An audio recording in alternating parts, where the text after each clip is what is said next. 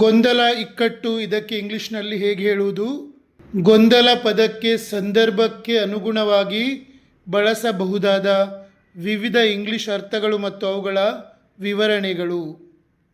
ಮೊದಲನೇದಾಗಿ ಕನ್ಫ್ಯೂಷನ್ ಯಾವುದನ್ನಾದರೂ ಸರಿಯಾಗಿ ಅರ್ಥ ಮಾಡಿಕೊಳ್ಳಲು ಸಾಧ್ಯವಾಗದ ಸಾಮಾನ್ಯ ಸ್ಥಿತಿ. ಉದಾಹರಣೆಗೆ, ಅಲ್ಲಿ ಏನಾಗುತ್ತಿದೆ ಎಂದು ನನಗೆ ಗೊಂದಲವಿದೆ. I have some confusion about what is happening there. ಎರಡನೇ ಅರ್ಥ ಕೆಯಾಸ್ ಯಾವುದೇ ವ್ಯವಸ್ಥೆ ಇಲ್ಲದೆ ಎಲ್ಲವೂ ಅಸ್ತವ್ಯಸ್ತವಾಗಿರುವ ದೊಡ್ಡ ಮಟ್ಟದ ಗೊಂದಲ ಅಥವಾ ಗಲಾಟೆಯ ವಾತಾವರಣ. ಮಾರುಕಟ್ಟೆಯಲ್ಲಿ ಭಾರೀ ಗೊಂದಲ ಉಂಟಾಗಿತ್ತು. There was total chaos in the market. ಮುಂದಿನ ಶಬ್ದ ಡಿಲೇಮಾ. ಎರಡು ಕಠಿಣ ಆಯ್ಕೆಗಳ ನಡುವೆ ಸಿಲುಕಿದಾಗ ಯಾವುದನ್ನು ಆರಿಸಿಕೊಳ್ಳಬೇಕೆಂದು ತೋಚದ ಇಕ್ಕಟ್ಟಿನ ಸ್ಥಿತಿ. ಅವನೀಗ ದೊಡ್ಡ ಗೊಂದಲದಲ್ಲಿದ್ದಾನೆ. He is in a big dilemma right now. Next ಪದ ಮೆಸ್. ಪರಿಸ್ಥಿತಿ ಸಂಪೂರ್ಣವಾಗಿ ಕೆಟ್ಟು ಹೋಗಿ ಗೋಜಲಾಗಿರುವ ಸ್ಥಿತಿ. ಎಲ್ಲವನ್ನೂ ಗೊಂದಲ ಮಾಡಬೇಡ. Don't make a mess of everything. Next ಪದ ಅನ್ಸರ್ಟೆಂಟಿ. ಭವಿಷ್ಯದಲ್ಲಿ ಏನಾಗುತ್ತದೆ ಎಂದು ತಿಳಿಯದ ಅನಿಶ್ಚಿತತೆಯಿಂದ ಉಂಟಾಗುವ ಮನಸ್ಸಿನ ಗೊಂದಲ. ಮುಂದಿನ ಪದ ಟೈಟ್ ಸ್ಪಾಟ್ ಅಥವಾ ಫಿಕ್ಸ್.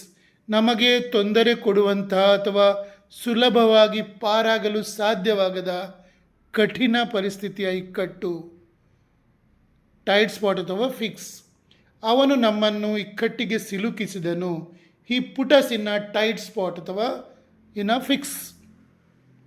ಮುಂದಿದ್ದು ನ್ಯಾರೋ ಅಥವಾ ಕ್ರ್ಯಾಂಪ್ಡ್ ಸ್ಪೇಸ್. ಜಾಗದ ಕೊರತೆ ಇರುವ, ಅಂದರೆ ತುಂಬ ಕಿರಿದಾದ ರಸ್ತೆ ಅಥವಾ ಸಣ್ಣ ಕೋಣೆಯಂತಹ ಭೌತಿಕ ಇಕ್ಕಟ್ಟು. ಇದು ತುಂಬ ಇಕ್ಕಟ್ಟಾದ ರಸ್ತೆ. This is a very narrow street. ಎಂಟನೇದ್ದು ಪ್ರೆಡಿಕಮೆಂಟ್. ನಮಗೆ ಅಸಮಾಧಾನ ತರುವ, ಬಗೆಹರಿಸಲು ಕಷ್ಟವಿರುವ ಒಂದು ಅಹಿತಕರ ಇಕ್ಕಟ್ಟಿನ ಪರಿಸ್ಥಿತಿ. ಅವಳ ಇಕ್ಕಟ್ಟನ್ನು ನಾನು ಅರ್ಥ ಮಾಡಿಕೊಳ್ಳಬಲ್ಲೆ.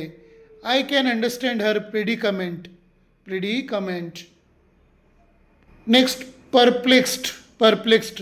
ಗೊಂದಲಕ್ಕೊಳಗಾದ ಪರಿಸ್ಥಿತಿ. ಕೇವಲ ನಿಮ್ಮ ಮನಸ್ಸಿನ ಗೊಂದಲವನ್ನು ಸೂಚಿಸುತ್ತದೆ. ಯಾರಾದರೂ ವಿಚಿತ್ರವಾಗಿ ಮಾತನಾಡಿದಾಗ ಅಥವಾ ಕಠಿಣವಾದ ಪ್ರಶ್ನೆ ಕೇಳಿದಾಗ ಅದನ್ನು ಅರ್ಥ ಮಾಡಿಕೊಳ್ಳಲು ಸಾಧ್ಯವಾಗಿದೆ. ನಿಮ್ಮ ತಲೆ ಗಿರ್ ಎಂದಾಗ ಇದನ್ನು ಬಳಸುತ್ತಾರೆ. ಗಣಿತದ ಕಠಿಣ ಪ್ರಶ್ನೆಯನ್ನು ನೋಡಿ ವಿದ್ಯಾರ್ಥಿಯು ಗೊಂದಲಕ್ಕೊಳಗಾದನು. The student was perplexed by the difficult math question. ನಿಮಗೆ ನನ್ನ ಟೀಚಿಂಗ್ ಮತ್ತು ರಿಸರ್ಚ್ ಇಷ್ಟವಾದಲ್ಲಿ ನನ್ನ ಫಾಲೋ ಮಾಡಿ ಮತ್ತು ಶೇರ್ ಮಾಡಿ. ಯಾರಿಗಾದರೂ ನನ್ನ ಕೋರ್ಸ್ 3 ತಿಂಗಳೊಳಗೆ ಇಂಗ್ಲೀಷ್ ಮಾತಾಡಲಿಕ್ಕೆ ಕಲೀಲಿಕ್ಕಿದ್ರೆ, ನನ್ನೊಂದು ಕೋರ್ಸ್ ಮಾಡಿದ್ದೇನೆ. ಆ 3 ತಿಂಗಳಲ್ಲಿ ನನ್ನ ಜೊತೆ ಕಲೀರಿ ಎನ್ನುವ ಕೋರ್ಸ್ ಅದು. ಅದರಲ್ಲಿ ನನ್ನ 32 ವರ್ಷಗಳ ಅನುಭವದಿಂದ ನಾನು ಎಲ್ಲವನ್ನು ಕೊಟ್ಟಿದ್ದೇನೆ. ಏನು ಬರದವರಿಂದ ಹಿಡಿದು ಇಂಗ್ಲೀಷ್ ಗೊತ್ತಿದ್ದವರು ಸಹ ಇಂಗ್ಲೀಷ್ ಇಂಪ್ರೂವ್ ಮಾಡ್ಬೋದು ಅದರಲ್ಲಿ. ಮತ್ತು ಏನು ಗೊತ್ತಿಲ್ಲದವರು ಖಂಡಿತವಾಗಿಯೂ 3 ತಿಂಗಳಲ್ಲಿ ಇಂಗ್ಲೀಷ್ ಮಾತಾಡಲಿಕ್ಕೆ ಕಲಿತಾರೆ. ಗೊತ್ತಿದ್ದವರಂತೂ ಬೇಗ ಕಲಿತಾರೆ. ಸೊ ಆ ಕೋರ್ಸಿನ ಫೀ ಕೇವಲ 599 ರೂಪಾಯಿ, 599 ಓನ್ಲಿ.